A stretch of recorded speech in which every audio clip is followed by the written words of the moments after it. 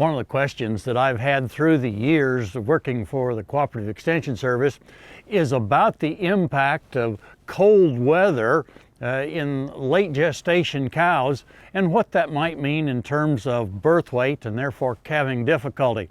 And of course, that's a subject that's really difficult to research. One of the few things that we know about the effects of weather in late gestation on birth weights of calves, we know about heat, that cows that gestate in very hot weather, fall calving cows, often have lighter birth weights than do cows that gestate later into the fall or winter months.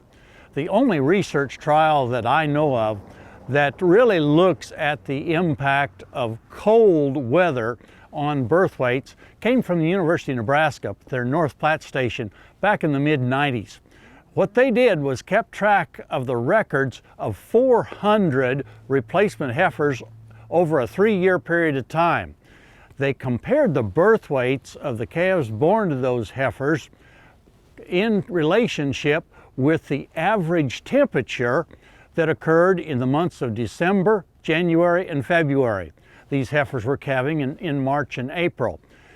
Across those 3 years, they found a difference in the average temperature of about 11 degrees. And as they then kept track of the birth weights of the baby calves born to those 2-year-olds, there was a corresponding difference in birth weights. The cows that actually delivered calves in the colder winter had heavier birth weights than did these young cows that had calves in the warmer winter. It was about a 1-to-1 relationship in terms of the average temperature being different, 11 degrees between the warmest and the coldest winter, and 11 pounds difference in the birth weight. Now, I don't know what the average temperature is going to be here in Oklahoma this winter, but certainly it looks like the first half of February is below normal. I would expect that we will see slightly larger birth weights, and therefore perhaps a little more calving difficulty coming from the cows that calve in late February and into March.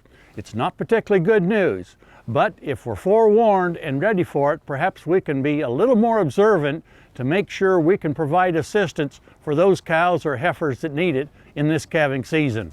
Hey, we'll look forward to visiting with you one last time next week on Sunup's Cow-Calf Corner.